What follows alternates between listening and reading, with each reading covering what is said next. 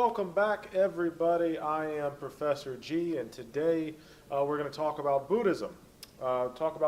Give you some brief, very brief historical background, maybe explain a little bit of the context, the historical/religious context out of which Buddhism arises, and talk about some of the core ideas, some of the core concepts that I think lies at the heart of Buddhism. So, we're going to get started with the 6th century BC, before Christ, BCE, before Common Era, 6th century BC religious reforms that were taking place throughout India.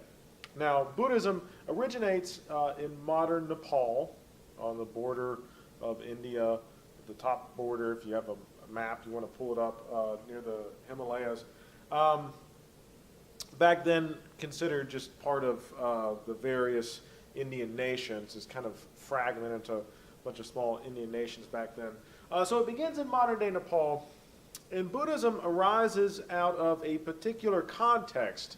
That context, if you can recall from our Hinduism lecture, Hinduism really begins with the Vedas, some of the oldest and most sacred writings of Hinduism.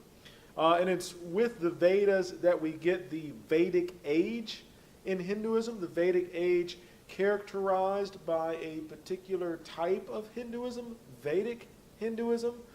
In Vedic Hinduism, if you recall, maybe I briefly touched on this last lecture, Vedic Hinduism, heavily ritualistic, heavily dictated by the priestly caste. We talked about the caste system in the last lecture as well.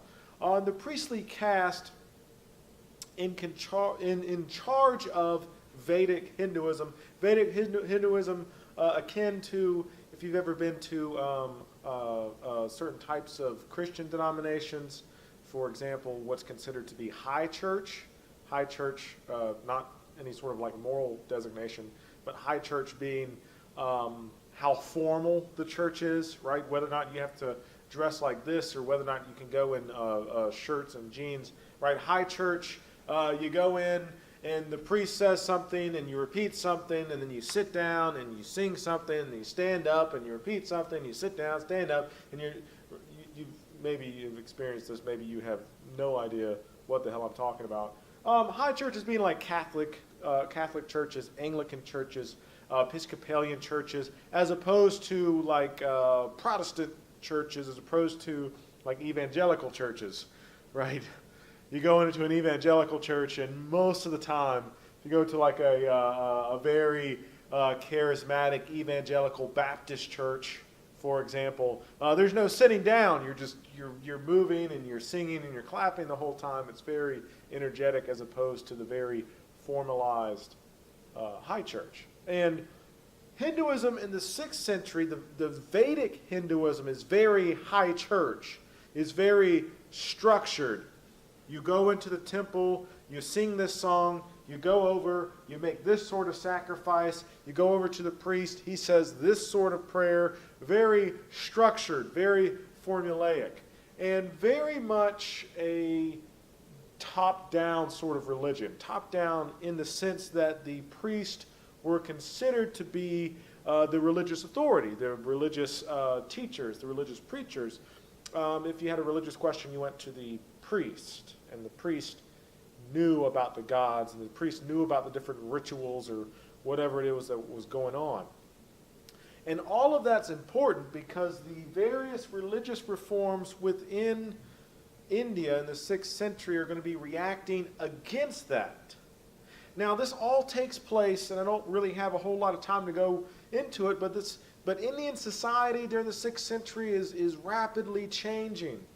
Population increase, an increase in agricultural output, an increase in urbanization. People are starting to move to the cities, this sort of thing, and which is probably the economic shift that has an impact on the religious change. But the religious change is a reaction against traditional Vedic Hinduism. It's a reaction against that. It's a push back against it. And we get two major religions that emerge out of this, two major religions that have their origins in the 6th century. The first is Jainism, which unfortunately we won't get time to talk about in this class, but you're more than welcome to look it up on your own. Very interesting religion. First religion, Jainism. Second religion, Buddhism. And both Jainism and Buddhism are deeply influenced by the various reforms that are going on during this time. The reforms take place in different ways, but there's a major shift towards a decentralized, I don't want to say self-seeking, that doesn't give the right impression, through the power of your own self as opposed to the power of some priest or somebody. Self-improvement, working by yourself towards some desired religious goal, i.e. enlightenment, as opposed to somebody telling you what you ought to be doing. And this comes in the form of asceticism. Asceticism becomes very popular in India during this time. Asceticism basically meaning extreme self-denial. Extreme self-denial. Typically in the form of, you have wandering ascetics at this time that are roaming around in search of enlightenment. By extreme self-denial, I mean these people have given up, in a lot of cases, given up clothing, given up food, given up shelter. They don't own anything. They don't have any families. They don't have any children. None of that stuff. And this is a reaction to the Vedic religion. Okay? It's not, there's no certain ritual. There's no certain text that you had to know, that you had to read. It's you go out into the woods by yourself. You deny yourself all these things, and it is by this extreme form of self-denial that you'll come to or obtain enlightenment.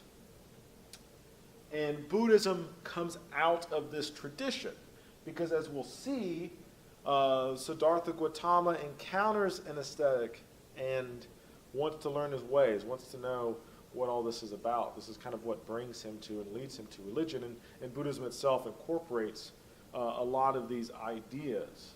So the story of the Buddha, there's a lot of different text out there. Oftentimes it's hard to find a good solid English translation. If you're able to find one, more power to you. Please share it with me. I have a very difficult time.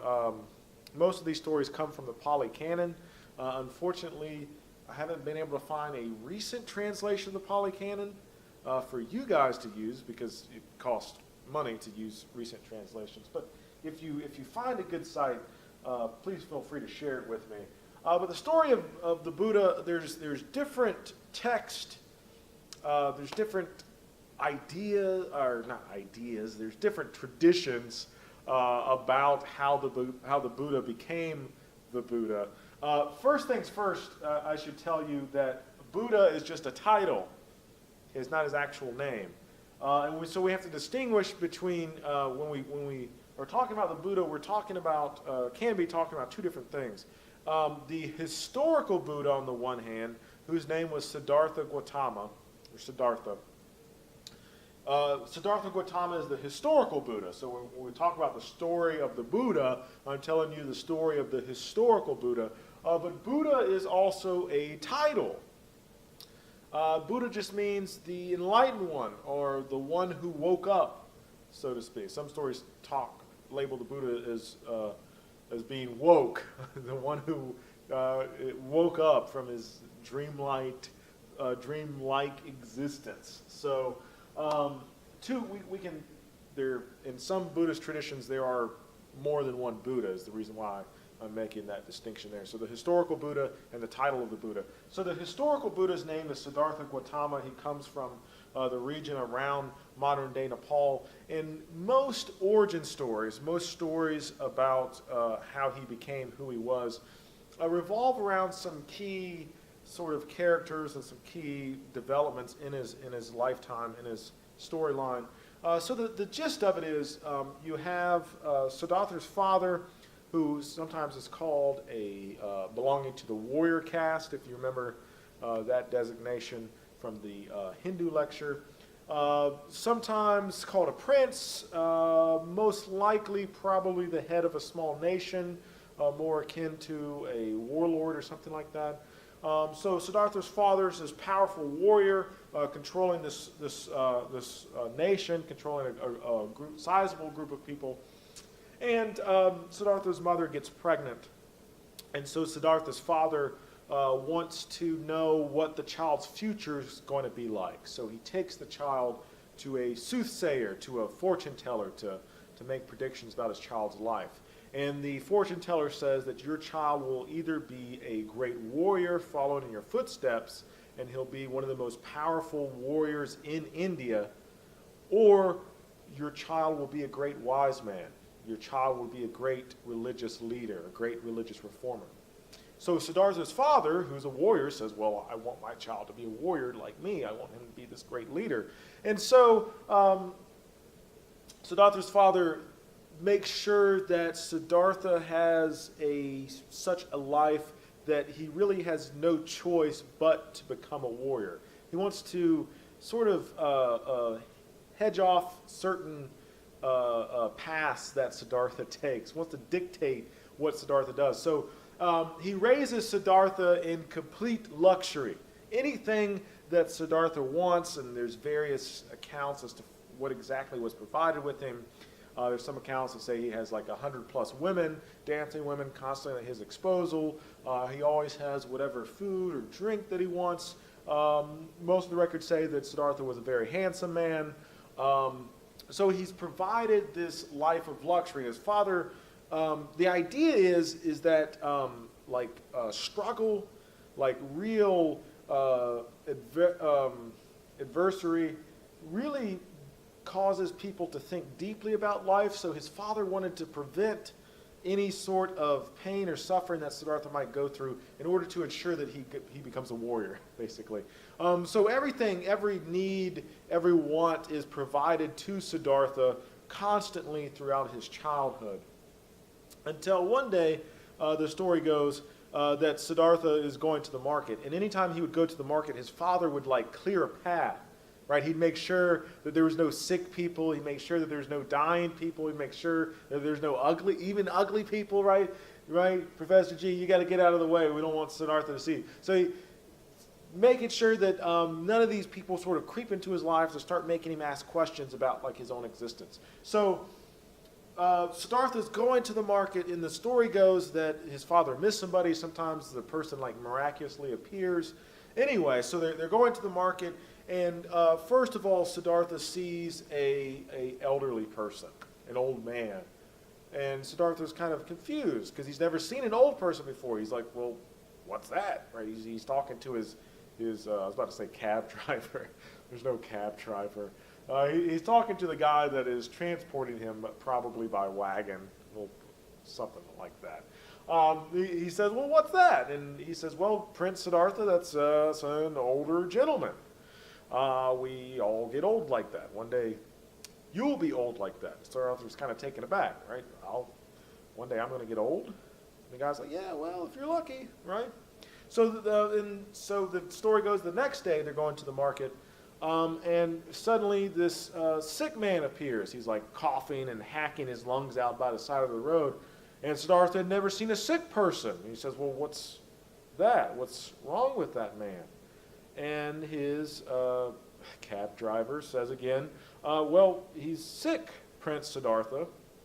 Sometimes people get sick, right? Sometimes people fall ill. And so the next day, again, you can start to see the theme develop. The next day, Siddhartha sees a corpse, sees a dead man by the side of the road. And Siddhartha says, well, what's wrong with this guy? Why isn't he moving? Why doesn't he have life in him? And his driver says, well, Prince Siddhartha, he's dead. Someday you will die too. And this doesn't sit well with Siddhartha. Like, what are you talking about? I'm going to be like that? What does that even mean? Where's his soul? Why is he not moving around? What's happened here? And the next day, the final day, the story goes that Siddhartha sees one of these wandering ascetics sitting by the side of the road begging for food. And he says, well, what is this man doing? Why does he look like that? Why is he naked? Why doesn't he have any clothes?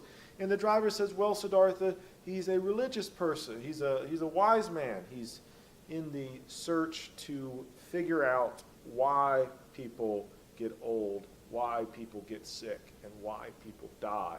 He's in a search for essentially the meaning of life. And so this throws Siddhartha into an existential crisis, right? Because everything that he had ever believed in his life had been a lie. Everything had been fabricated. Everything wasn't true. And now all of a sudden he's exposed to all this new stuff, and he's wondering, well, all this stuff is going to happen to me. What can I possibly do about it? So the story goes that Siddhartha leaves his house. He leaves his wife and his child behind, and he goes to the ascetic and he says, teach me. I want to learn. I want to figure out what all this is about. Now, Siddhartha is an ascetic for, I think it says like 6 years or so, 7 years. Siddhartha first learns different yoga techniques. He learns different breathing exercises in order to focus his attention, to focus his breathing, to calm his body, to calm his mind. He spends years doing that. He spends years, some ascetics would just go out to the forest and just live off various fruits and stuff they could find and just expose themselves to the elements and to the heat and the cold and the rain. He did that for a few years. He did various meditation. He studied under various meditation masters, learning how to clear his thoughts and to clear his mind. And after 6 or 7 years, Siddhartha says that it was like trying to tie air into knots. Trying to tie air into knots. It's a useless exercise. Asceticism got him nowhere. So he gives up. He goes and he, different accounts, some accounts have him taking a bath, some accounts have him eating some food. He gives up the ascetic lifestyle, eats some food, and sits down under a tree, a Bodhi tree, where the evil god Mara tries to tempt him. A lot of similarities here between the temptation of Jesus in the New Testament.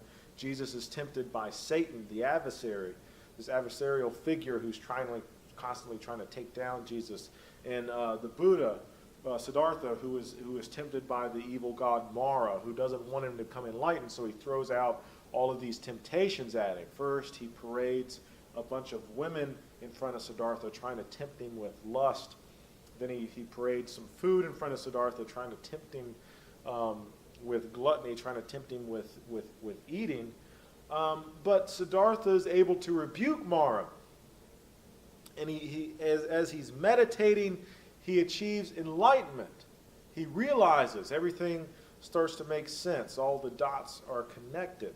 And the final temptation of Mara to Siddhartha, right, he says, yes, you have achieved enlightenment, you have rebuked me, but no one's going to understand this, and no one's going to follow you.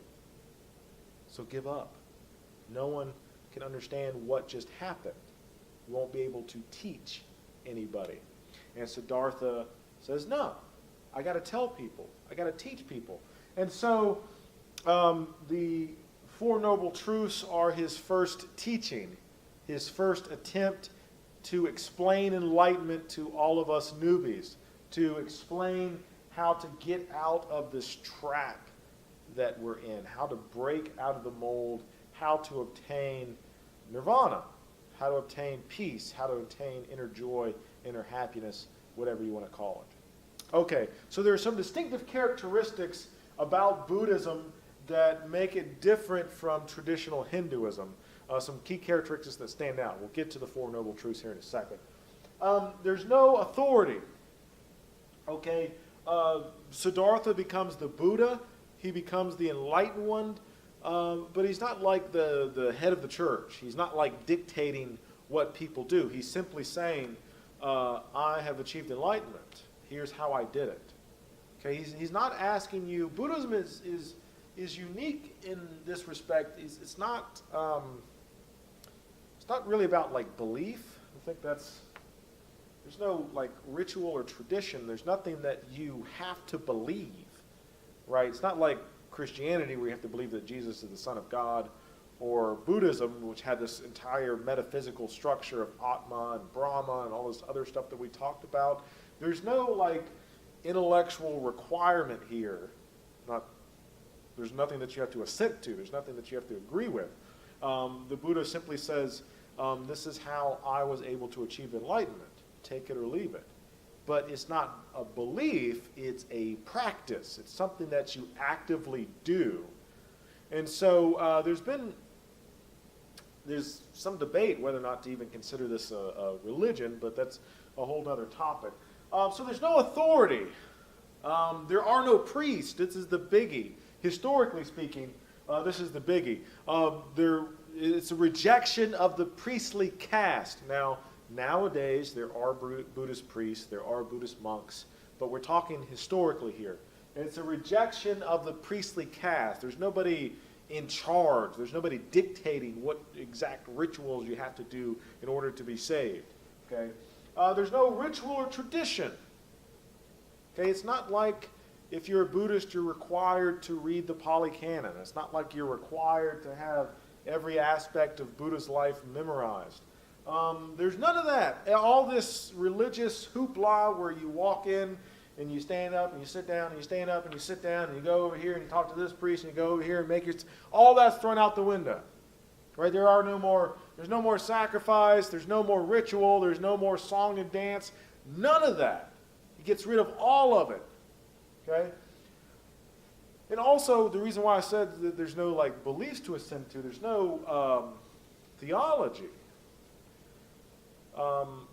Buddhism doesn't seek to answer metaphysical questions like who is God? What's God like? What happens after death? Is reincarnation true? Where were we before we were born? That sort of thing. Now, again, modern Buddhists have done this, but Siddhartha himself, famously, you can read some of the responses of his students. One of his students asked him, what happens after death? Is reincarnation true? And Siddhartha says, well, it doesn't really matter, right? Because all that matters is that you're alive here and you're trying to alleviate your suffering. That's what matters. That's what's more important. It's more important because theology, Siddhartha didn't really entertain it. He didn't think that it really mattered, right? Because within Vedic Hinduism, you had all these priests who knew the Vedas inside and out, who could deal with all of these complex, like metaphysical, mind-blowing questions, and they weren't any closer to enlightenment than the next person. So for Siddhartha, it didn't really have to do with like knowledge.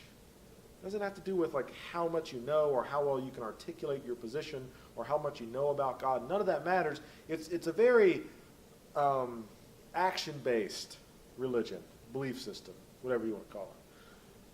Okay, so the Four Noble Truths. This is the first sermon that Siddhartha gives. The Four Noble Truths, pretty straightforward. The truth of suffering, the cause of suffering, the cessation of suffering, and the eightfold path. So Buddhism begins with a very down-to-earth, I don't want to say, it's not simplistic in a bad way. It's simplistic in the sense that we all experience this. We all are aware of this. It's pertinent and relevant to your life. I mean, you live this, is what I'm trying to say here.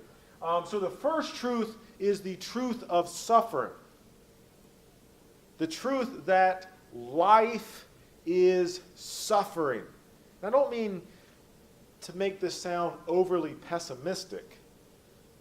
Pessimism being this school of thought that says, life is just shitty and my life's shitty and life will always be shitty. Because that's not Buddhism. Okay, Buddhism is not inherently pessimistic because there's a way out, okay? It's optimistic in that sense.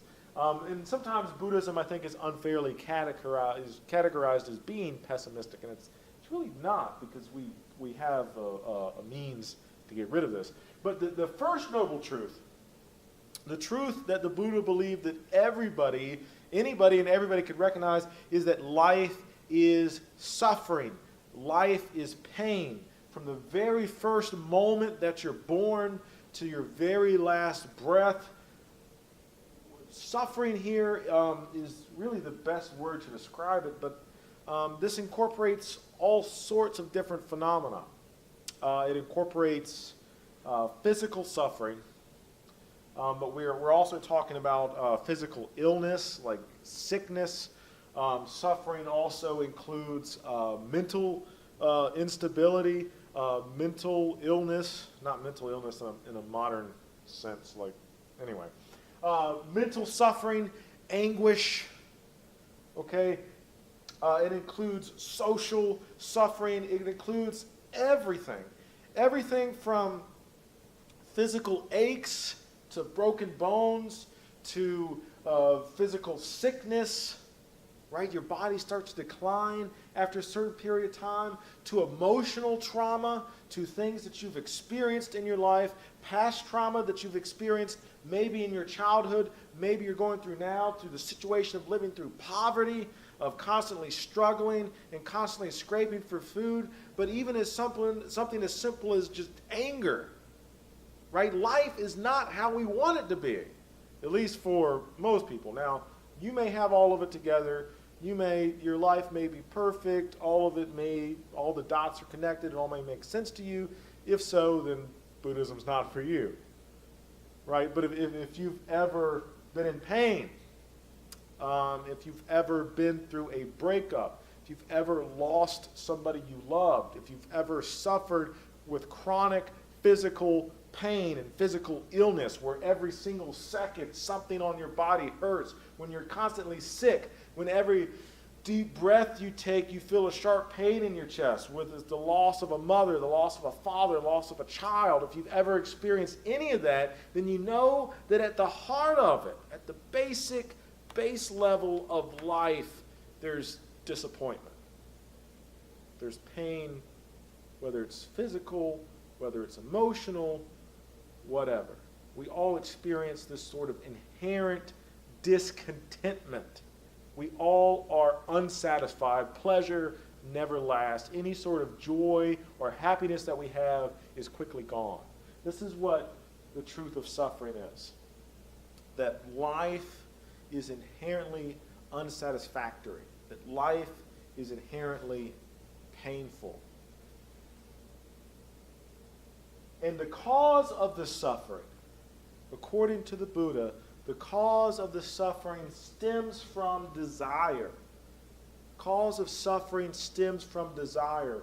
We suffer emotionally because we are so overly attached to people. We suffer physically because we're dependent upon certain substances. Maybe it's food, maybe it's drugs, maybe it's alcohol, whatever. Right? We suffer emotionally because we don't let people keep their space. Maybe we're not good opening up with people, so we push people away. Whatever it is, the cause of our suffering is our desire to obtain something, whether it's pleasure or joy or happiness. All suffering stems from our own individual desire.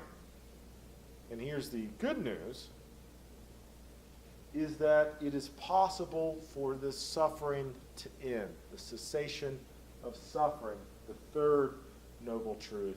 That it is possible to eliminate desire.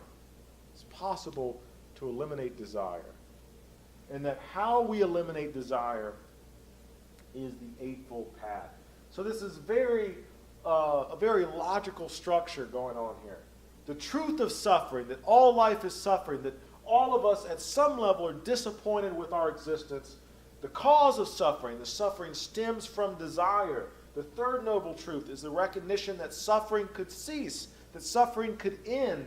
The eighth noble truth is a prescription to end suffering, a prescription to end desire. And the eighth noble truth, I think it's on the PowerPoint that I put online. It's all very straightforward stuff. Right speech, right action, right motivation, right mindfulness, this sort of thing. Very practical, sort of basic ethical content, right? Don't speak bad of people. Don't gossip about people. Don't insult people, right? Eat right. Exercise right. Focus your mind. Focus on clearing your mind. Focus on your day-to-day activities. Focus on the people who surround you. Focus on the relationships that you do have as opposed to those you don't. Don't overexert yourself. These very simple, sort of straightforward prescriptions, and it all sort of falls in line. Now, that is not to say that any of this is easy, right? So Buddhism may be pretty easy to understand, but as you know, if you've ever tried to diet, for example, not that easy, right? If you've ever tried to practice mindfulness, if you ever try to practice being in the moment, not that easy. Okay, so this is the gist of it, very bare bones structure of Buddhism. If you have any questions, feel free to email me, and I will see you next time.